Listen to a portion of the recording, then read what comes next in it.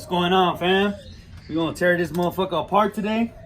The whole front is gonna come off, so we'll do probably a time lapse because it's gonna be a few pretty time consuming to do all the stuff that we gotta do.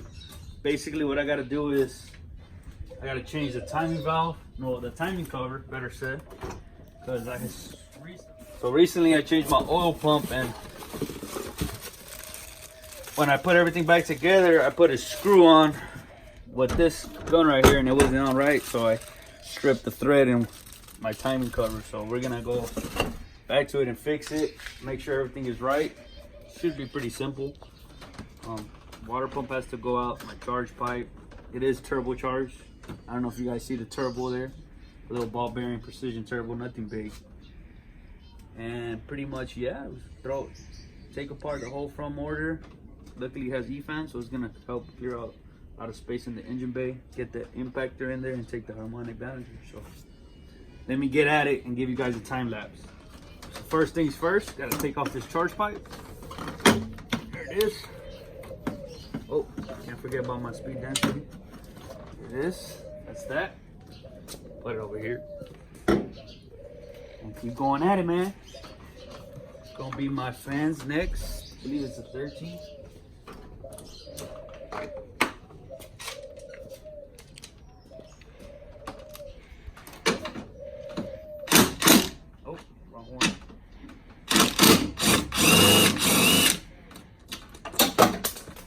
You don't want to do that.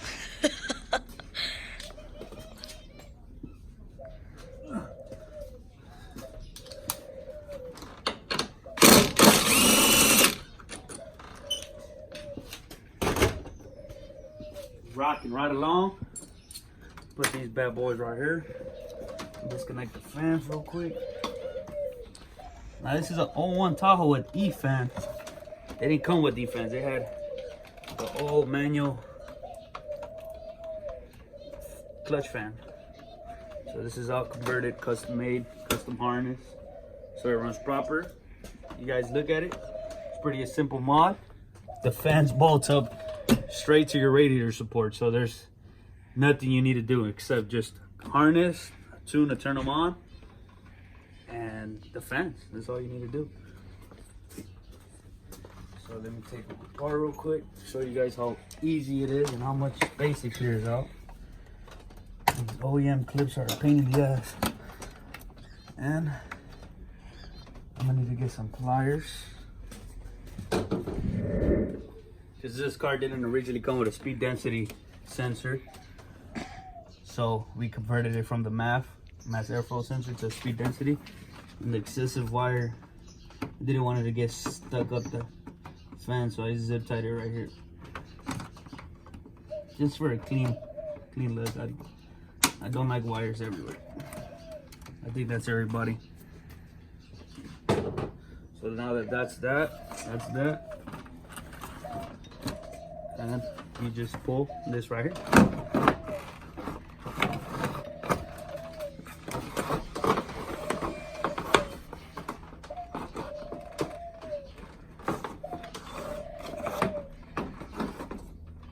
That's that.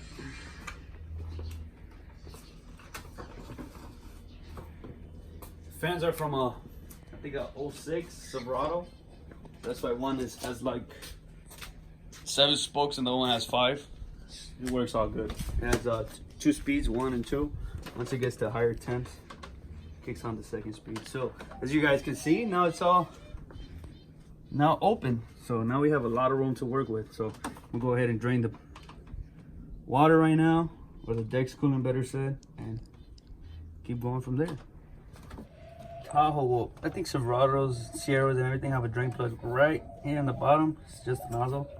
Just twist. It's virtually impossible to contain all the water and the tray down there, so I'm gonna just let it eat.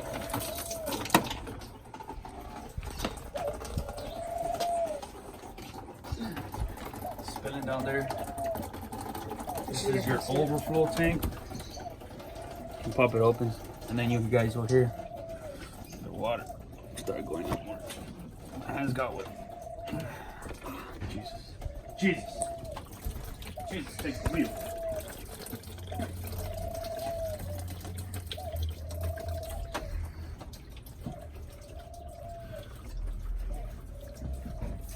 Oh, oh, oh, oh. You guys can see the air that it gets, because it starts a little trick for you guys. So you guys won't make a mess. This cap right here, just basically loosen it up and then keep an eye on that. That's why I took out the fan first, so I can keep an eye on the Dex coolant streaming out of the drain plug. Make sure I contain it all in the tray. I have a little green tray down there. It's gushing out. So we're just gonna leave that closed. I should get to see that, but Watch that. Watch that right there. Look. You open it. You close. Just continue a bit. I see it's leaking from right there. And this is the plug that's in it. Just a little twist. So when you put this back on, you would just put it hand tight, and that's it. So you can always drain or flush your system whenever it's rusty. All these hoses right here. This one, this one, this one, this one. So this was the thermostat. This is just the water pump flowing to the radiator to cool it down a bit. And pretty much, yeah, we're gonna get rocking right now in a bit.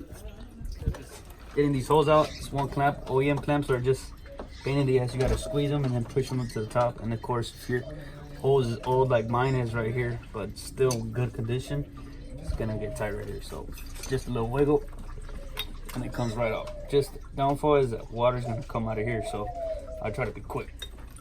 Push it up like that so I don't make a mess. I don't know if you guys can hear that, but that's water in here. This is water in here, so I just hold it up like this so it doesn't make a mess. And there goes the rest.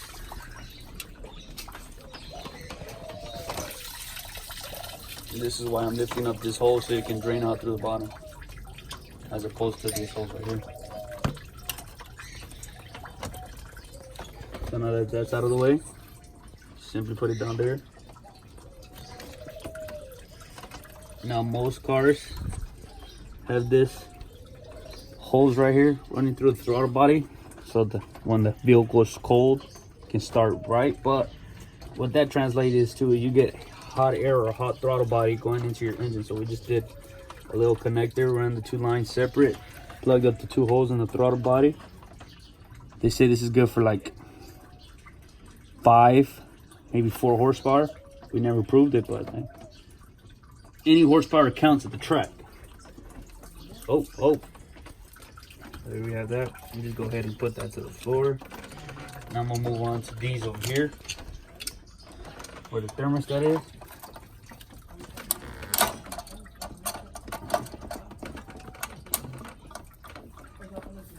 That's that. This one is always strict because it always has water, so it's gonna gush out regardless. Just like that. So there's no proper way to do that one right there. That's that. The ones behind it are the heater holes, I believe, and the overflow tank. Same procedure. I don't think you guys want to see that, so we're gonna go ahead and. All right, so we back. We already got all the holes disconnected. Now it's time to take out the belt. Whoops. I don't know why I need extension. So I think that's 15 millimeters, if I'm not mistaken. Nope. Basically pull that off, put it over your ratchet, and off goes your belt. And there it is. Now you're gonna have to take off your AC one as well. For the AC one, I use this extension, which I think that's why I confuse them. This one has a tensioner right here, like that.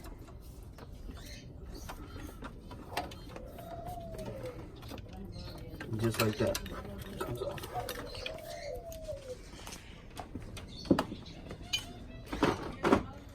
So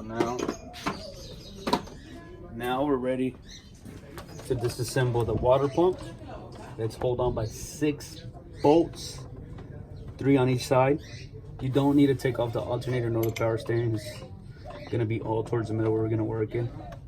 And I'll show you guys that right now in a bit. can get one of these. I believe it's 10 millimeter.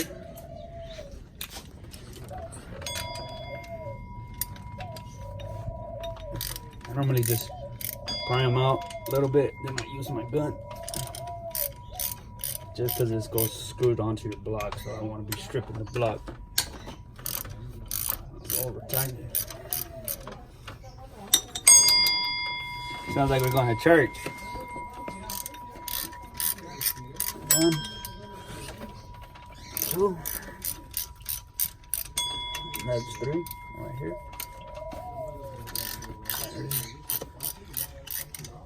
And from there, just use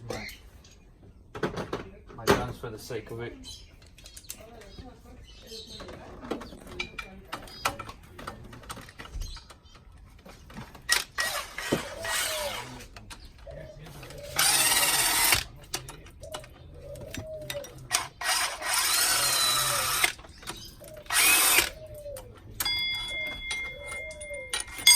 Three.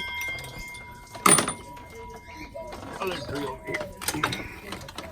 Now this is why I took off the fan, so I can have more room to work with.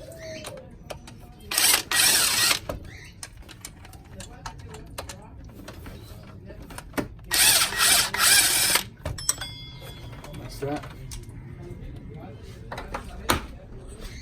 I like to be neat.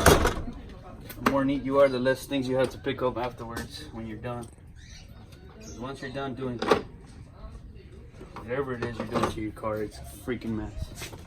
So, same thing here. 1, 2.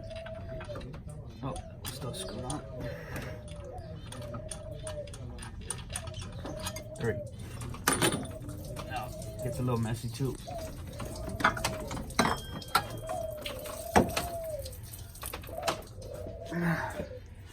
There it is. Monday. Those are little gaskets.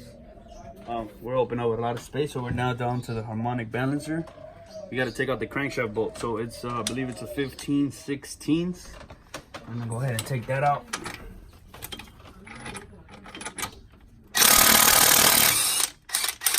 That's that right there. That's your bolt. Every time you take this one out, you're gonna need a new one. So remember that. I guess it's sealed or something. The red spot. It's like a sealant for the crankshaft, supposedly, according to GM. So that's that. We have our harmonic balancer ready to come out. So this is our puller. And we're using this one because we switched the harmonic balancer down here. So we have, I believe it's a 25% underdrive, less underdrive pulley. So it's smaller than the original one. So that's why I have to use this one here. So open this up. My tools.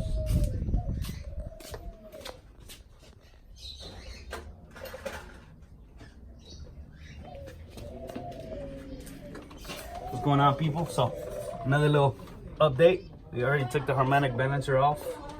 It's right over there. So now loosening up the bolts from the time cover. There's just one bolt next to the AC compressor that's a pain that you need to get it out through a wrench or through a key, better said.